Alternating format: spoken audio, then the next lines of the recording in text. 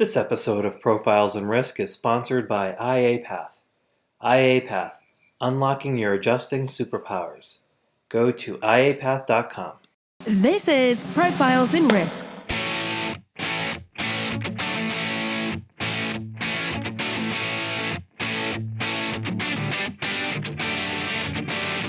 Hosted by Nick Lamparelli. Every week, we interview those who risk life, limb, fortunes, career, and reputation, and those who work behind the scenes who look to protect and enlighten us about risk. You can find the show notes and other insurance-related content at insnerds.com. That's insnerds.com. Now, on to the show. Hello, everyone, and welcome to Profiles in Risk. I'm your host, Nick Lamparelli. On this hot and humid Friday afternoon, I am pleased to introduce Marc DeLeonibus. Marc is the co-founder and head of partnerships for Bold Penguin. Bold Penguin is an insurtech company that digitally connects agents and brokers in markets and helps them write more commercial business. Marc, happy Friday afternoon. Happy Friday indeed. Thanks so much for having me. I'm really excited to be here. It's crazy this week with the 4th of July being in the middle of the week. It feels like a Tuesday on a Friday here.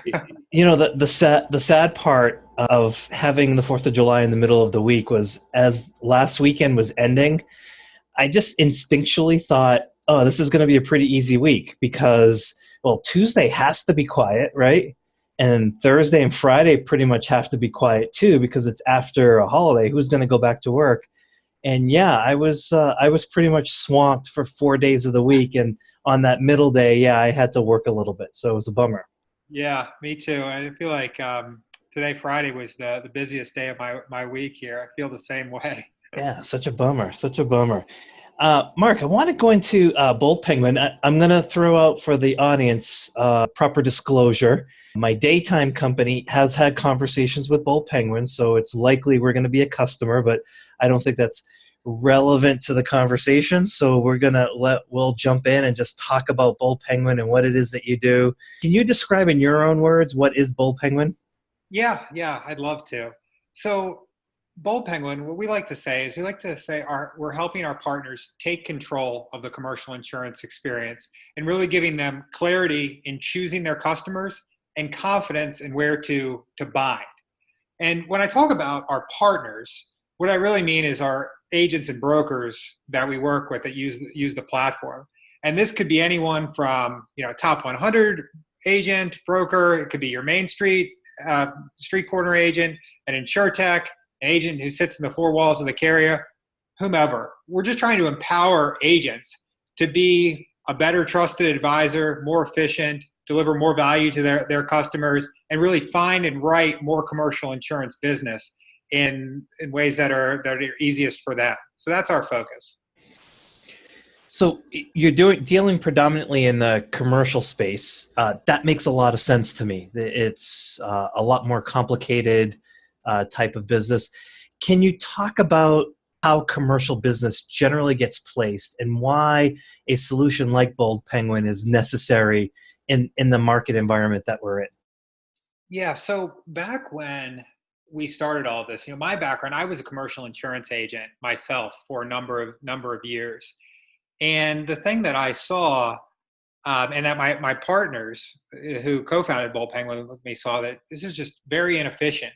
And particularly the inefficiency existed when a consumer was looking for insurance and trying to decide who to go to, which agent to go to find insurance. And sure, they could go and ask a friend, they could do a Google search, they could do a number of things, but really, is that agent going to understand the specifics of their businesses? A restaurant is so much different than a construction company, than a doctor's office, so on and so forth. And getting paired with not only an agent who understands their business is important, but also getting paired with an agent who has relationships with the carriers, who have the appetite for the risk, understand the uniqueness of that business is so important. So that's what we built Bold Penguin to solve. Not only get the business owner paired with the right agent, but also the right carrier combination for their business. Because truthfully, it's kind of been a black hole for consumers. So you're getting the consumer placed with the right agent. The agent is receiving more of the risks that fit their appetite, that fits their expertise, and the carrier is ultimately getting profitable business that's a fit for them with the agents that they want to write that business. How much time do you think is possibly wasted by agents having to shotgun applications because they have a particular exposure that they need to get coverage for? They don't necessarily know where to send it to potentially get a quote or to get the appropriate policy. And then on the other side, underwriters that receive these applications have to kind of work through it before they realize this isn't a fit. We don't even write this sort of business. How much time do you think is actually wasted with all of the stakeholders in that transaction not knowing what the other actually wants?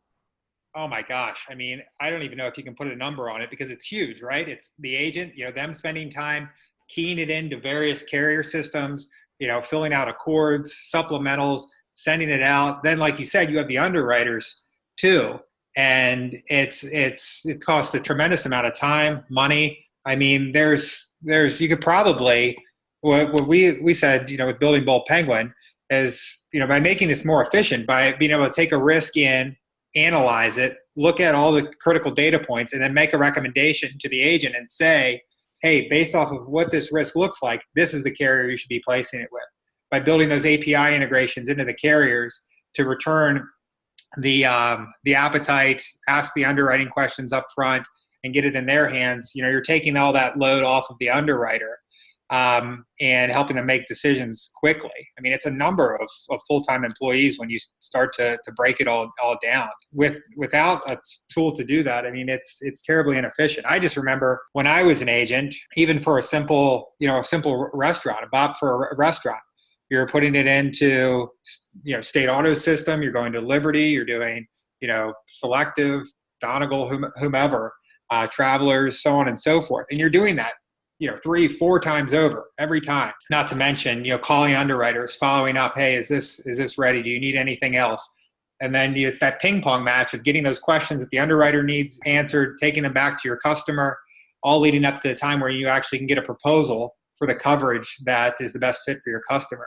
So it's a big deal. It really takes a lot of time. Yeah, I think about the business that I do on a day-to-day basis, which is catastrophe-based, and I look at the types of applications that get sent to me. And that gives me an inkling as to what the broker might be potentially doing. So, I might get an Accord app. I'm like, okay, well, that's pretty generic. They might be sending it around a little bit. Or I might get like an actual some other carrier's application, so they're actually filling out some other carrier's information and then sending it to me. So like, okay, well, I know I'm competing against that carrier now. And so with catastrophes, it's a lot of times it's difficult to place. So more likely than not, it's probably going to a wholesaler too, in which then they're doing the exact same thing. So I've actually had situations where I've gotten applications from retail brokers and then the same application from a wholesaler. My guess is, I bet in the commercial side, when the exposure starts to get more complicated, I would not be surprised if 50% of the time is just wasted just with shotgunning, just taking a fire hose and just trying to spray it out there. I want to go into a little bit of the technical details with Bold Penguin. You're essentially sitting in the middle, connecting the exposure and the agents in the marketplace to the carriers that fulfill the supply. How do carriers get onto Bold Penguin? What's the process to do that? And ultimately, what do the agents end up seeing when a carrier gets placed onto Bold Penguin? Yeah, so the process of bringing a carrier onto the platform is pretty involved because it starts with understanding, first the carriers, the appetite for risk, how they work with their agency partners, and then we get into more of the technical aspect of how are we going to work with them and how are we going to get their appetite into Bold Penguin. So some carriers, they've done a lot of work on their APIs and they're way ahead of the curve. Not the majority, definitely not the majority. And when the majority that we talk to, they either don't have anything built yet, or they said that they have it built, but then you get in there and it needs a lot of work and cleaning up. And we're happy to help with that. But what we do once we start that integration, and the whole point of that integration is to get their questions and their appetite into Bold Penguin. Because anytime a risk comes into our marketplace, and we see thousands and thousands of businesses coming through every month, and we walk through a detailed questionnaire with them that pertains to the specifics of their business. And as we move through that questionnaire, we feather in questions from our carrier partners that are essentially those knockout questions to determine, is this a fit for this particular carrier partner or not? Is this within their appetite? And then we rank and we score our carrier partners based off of their appetite, their integration with us, and overall customer experience to determine the carrier that we're going to recommend for the agent. Now, the agent, obviously, they have to be appointed with that carrier, or Bold Penguin has to have a wholesale relationship with that carrier in order for them to be presented in the platform. But essentially what the agent will see is, after our team on the front end has talked to that risk, asked them all the questions, then we introduce that prospect to the agent that's the best matching agent for them. And then in their Bold Penguin portal, they're going to see the carrier that is recommended as the number one best fit for that risk based off of appetite and everything else. And they're literally going to be able to review a proposal, look at all the endorsements, the questions that the Bold Penguin team asked. If they want to change anything, they can change it, and they can press a bind button right in the portal and bind the policy. So that's how it works. So you would ask questions like, for the carrier, what do you want to offer? I'm assuming certainly. Let's just say there's a carrier and they do property. Would you get as specific as the carrier only wants to do retail property and not habitational? Would it get how specific do you get with your questions? And I'm assuming you would use all of that information to then link and tie to whatever the agent is requiring. Yeah, exactly. If it's a piece of property, we'll ask questions around any of the questions that are required by the carrier to return the proposal. Square footage, construction type, things of that nature. Now it's up to the agent to review that and be the advisor, look it over, recommend other coverages to layer on there. But we're going to ask all the questions that the carrier requires to return a rate and a proposal through our portal.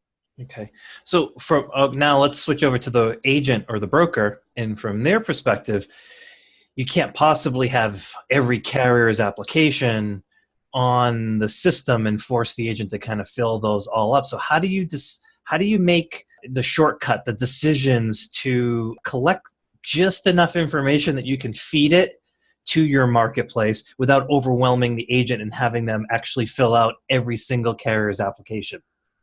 Yeah, that's kind of the magic of what we built with our dynamic question engine. We're integrated with a number of carriers, and we ask the questions in a manner that it either knocks out or continues with the questions that need to be until we have it down to the number one ideal carrier that's the fit for that particular piece of business. So we've set the questions in a manner that we know how to ask them, dependent on how the first question is answered. So how they answer one question triggers what's asked next, and it continues in a tree. And we do all of that before we pass the prospect over to the best matching agent. So when we pass the prospect over to the best matching agent, all the information that we gathered, it's going to be in the Bold Penguin dashboard, and we're also integrating with their agency management tool or their CRM system. So all the data is there, and they don't have to do any double data entry anywhere. And if they have an appointment with a carrier that we're integrated with on our platform, then that data will be passed there as well. So we're doing a lot of the front end data gathering for the agent in that case. Well, what should be their expectations in terms of the timing for a quote? Do you find that the quotes are fairly instantaneous, or are there situations where it could take like a day or two where there's actually an underwriter on the other side that actually has to look at it?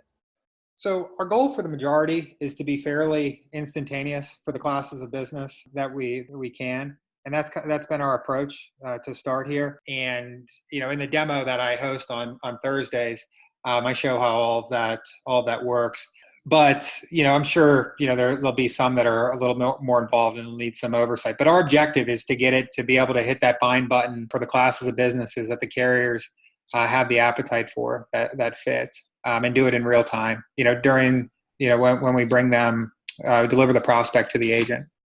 Your process to knock questions out so you can or knock carriers out based off of the answers to the questions. Is there like you don't have to lay out the proprietary element there, but I'm assuming there's like some element of machine learning or something in the background that's sort of processing all of these over time? Or is it like the Bold Penguin team just sort of sitting down and figuring out these are the series of questions we're going to need to ask to knock out these different carriers so we can get to the appropriate match? Yeah, I mean, in the beginning, as more and more applications come through the system, it becomes smarter and smarter, and it recognizes patterns that they've seen in the past, for businesses in a specific geography, with certain characteristics, to learn as we go and become more efficient. And that's something that, having all that data really allows you to do. Yeah. Wow. That's phenomenal. So you've been a startup. I wouldn't even classify Bold Penguin as a startup anymore. Do you still feel as though you're a startup? I still feel like we're a startup. We have that startup culture, but we're a little bit past the startup phase. Right. But, we can move really quick. We've really put together an incredible team of individuals that are passionate about commercial insurance and passionate about empowering agents to continue to be the future of the commercial insurance space. The longer we can preserve that startup culture and that startup mentality of being scrappy, the better. Yeah.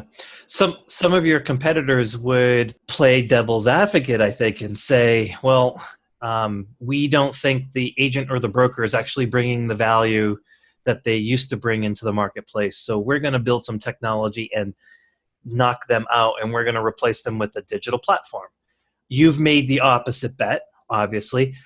What do you think that you see that they don't see? Well, I think there's a lot of folks that have come into this insurtech space that came into it just because they've heard it's hot, there's opportunity, insurance needs innovation. They came from other industries, and they don't understand insurance first. And for us, we came from the insurance side of things. We understand the why behind why the trusted advisor is important, why in commercial specifically, with every industry being so nuanced and the coverages being so different for different types of businesses. And I think without having that insurance experience and actually being hands-on in that hand-to-hand combat, selling, having the relationships with carriers, working with underwriters, I think it's easy for people to see, oh yeah, we can, because this exists somewhere else, we can do this in insurance, and it's just not how it works. We've placed our bet on the agents being the future. I think the role of the agent changes, certainly, but more, I think for the better. It changes more to being that trusted advisor and less on somebody who is bogged down with some of the back office work and of the past. So that's where we've placed our chips. Yeah, I wanted to get into part of that as well. The entire insurtech scene. Bold Penguin is classified as an insurtech company because you have a very solid backbone and foundation that is all technology. And you talked about one misconception. Could you talk about a couple, maybe some other misconceptions that exist of technology companies and how they're trying to solve problems that actually exist in insurance? I think part of it is that, as you mentioned, they're coming from tech and don't actually know insurance. Do you ever see any other misconceptions that they have? One that I'll throw out there is, they see in other areas they might try to like unbundle products. So they've seen how technology has been very successful. You look at like the cable industry, and now we're getting to the point where you can like actually stream a single channel. And I've now seen that in insurance as well. Are there any other misconceptions that you feel as though the tech folks that are coming in are getting wrong about the insurance industry? The big one is, I think the insurance agents think the tech folks, they don't understand insurance. And I think there's that's a part of it. But I think if you dig a little bit deeper, there are a lot of folks who have come from the insurance background and are approaching it in a manner that is empowering the agents, the carriers, to be part of this for the future. So that's, I know that's in the same vein. But that's really the one that jumps out to me, and I see time and time again, that really stands out. Trying to think of others that come to mind. You mentioned the bundling, and certainly seen that too, with from specific products focused on specific lines that people have come up with that are very automated and are removing the agent from just a direct to consumer play straight through. It'll be interesting to see how that pans out. Like I said, I don't believe that that's a fit for commercial. At least once you get up into the larger small commercial and mid market. I think one day maybe some of these small BOP products, sure, but you still need an agent to advise on that. That's just my take. Yeah. So that explains why you're not doing personal lines. Are there any aspects of personal lines that you think Bold Penguin could potentially assist agents and brokers? I think from the personal lines perspective, it's not necessarily, the world isn't all auto and homeowners. Have you thought about potentially dabbling in areas where agents and brokers are still struggling on the personal line side? We are just laser focused on commercial. We have our blinders on and are all in on commercial. So we haven't even thought of personal lines. Yeah. But just heads down on commercial right now. Okay, no distractions there. I like that. It's hard in the startup world to not get distracted. Everything's like a shiny object that you wanna go after. So you are head of partnerships now, but you were formerly the COO of Bold Penguin. So creating a startup and running an organization, culture must be very important. And so when you were creating Bold Penguin, how were you thinking? I want to pick your brain as a former COO of a startup. What were some of the things you were thinking of when you were trying to set the culture for your company?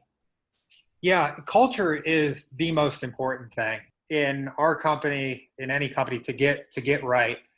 And the thing that we always thought of when we were hiring and deciding who the first people to bring on, who the first key hires would be, is we always wanted to hire, and it sounds cliche, A players, but people that were smarter than ourselves and had other skill sets that were better than we had. And also, people that we like, we want to work with and share our same values for, how we treat people, how we treat our customers, and the same vision for what Bold Penguin has become and will continue to become.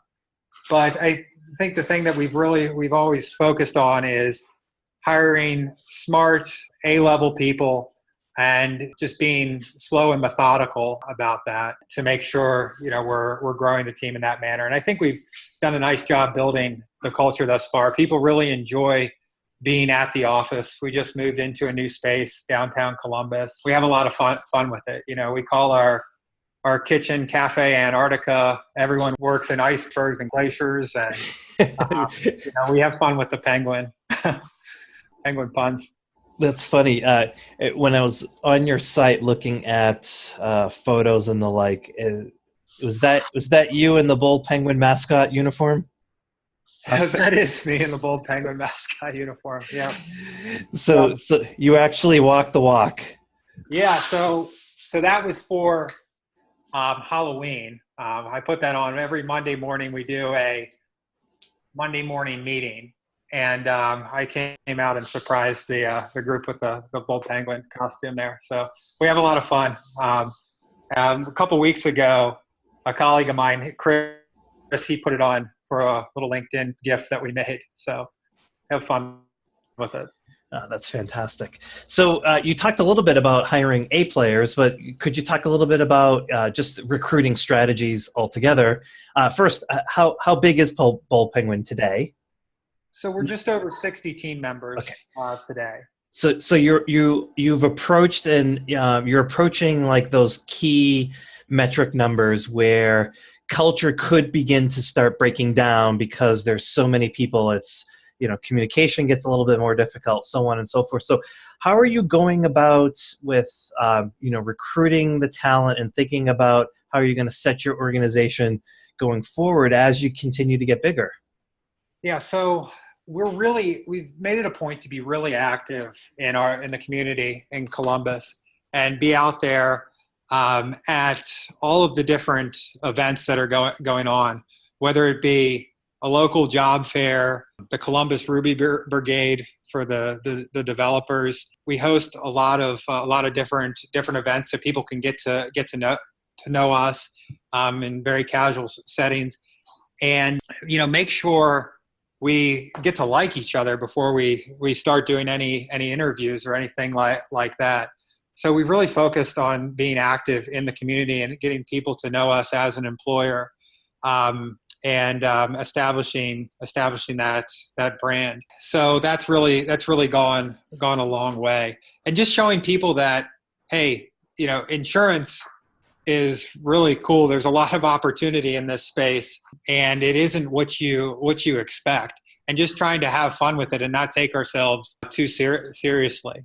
Well, I want to go into that just for a second. Hit that question. So you're a tech company. But then, you're talking to a potential young recruit that, you want to run through your interview process, and then you tell them that you're dealing with insurance. I'm, honestly curious. Do you ever see on the other side that there is a deflation, that it's like, oh, this is a different kind of tech. This isn't like the Google, Facebook tech. I'm curious as to, what your interactions are when your recruits do find out that it is insurance-based. So you're right. There definitely is some of that air out of the room when they hear that. But it all comes back when they see the problems that we're solving, and particularly for the folks that are building the tech.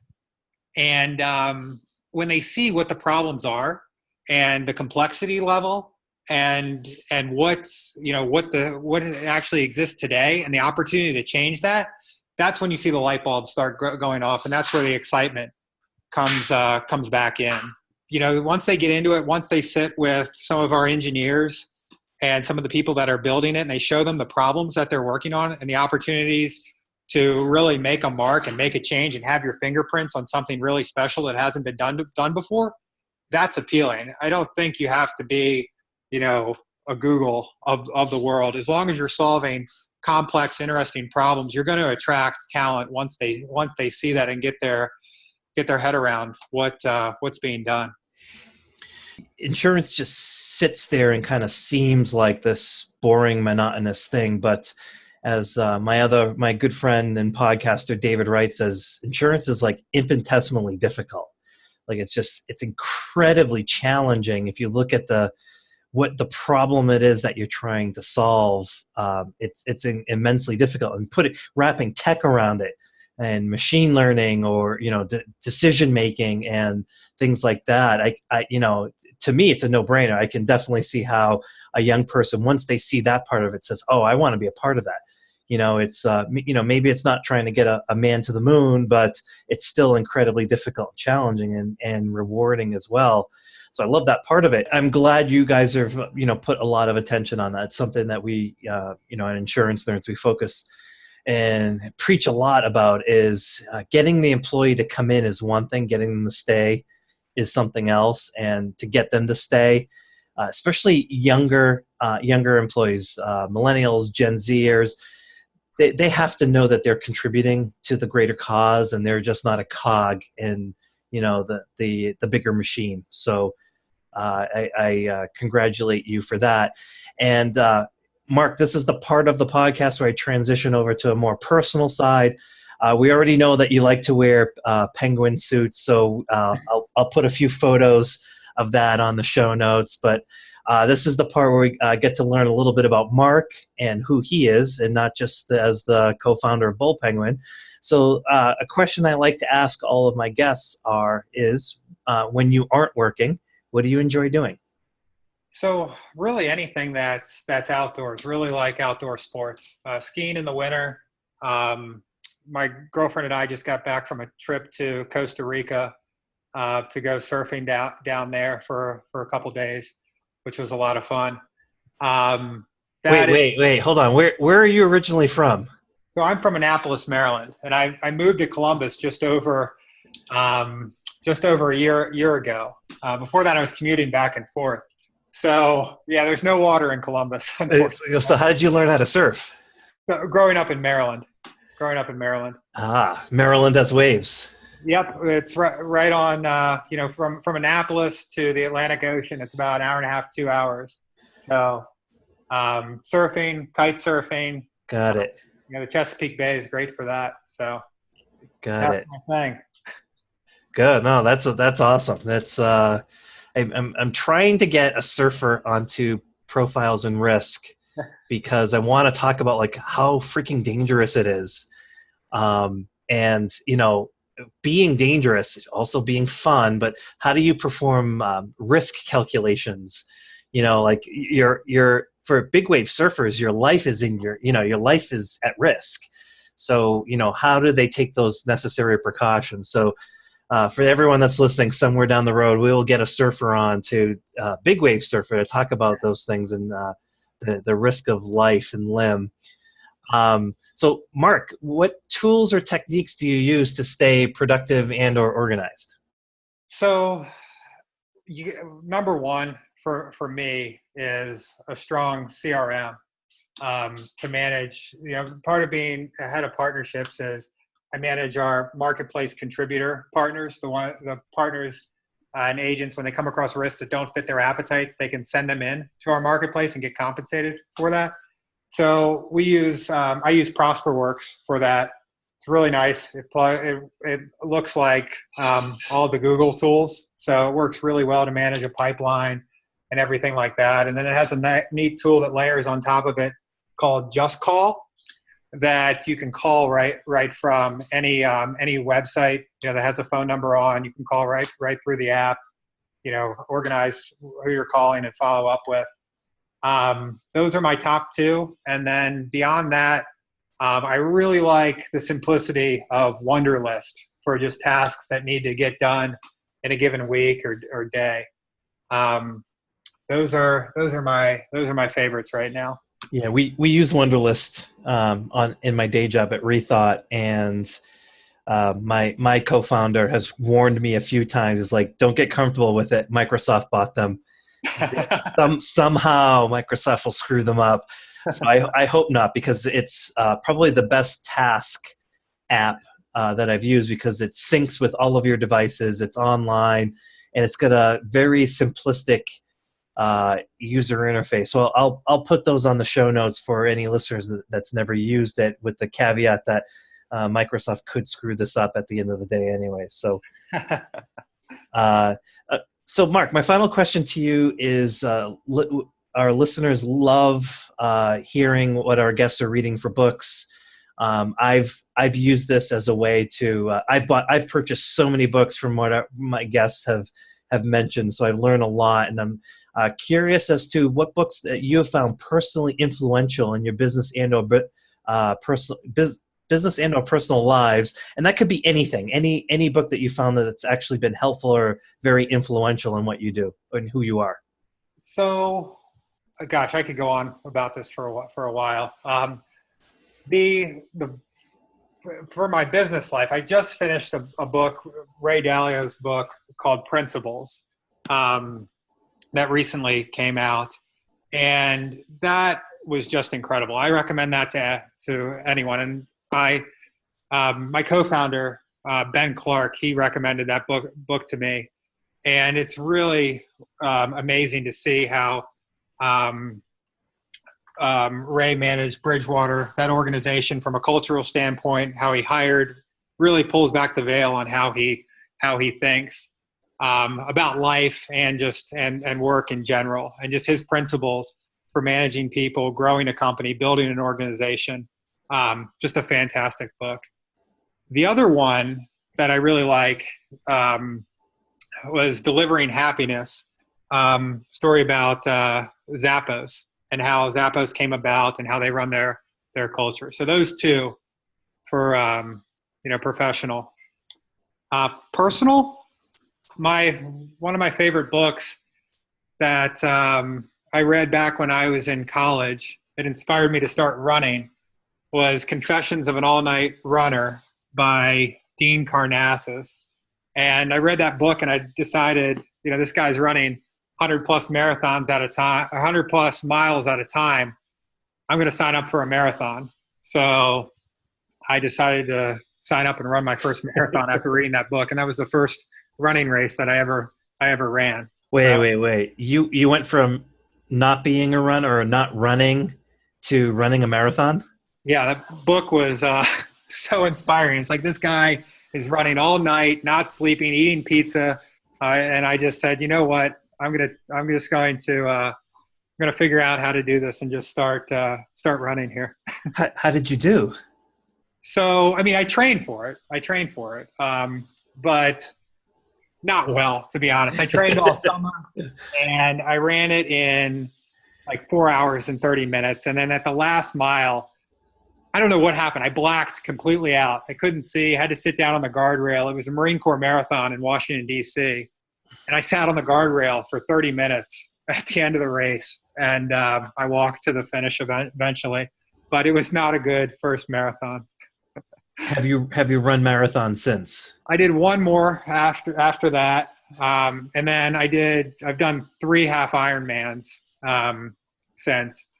But the half Ironmans are way more fun than the marathon. A marathon's too far to run, but I am going to do the Columbus Marathon this fall, and hopefully I can get some redemption.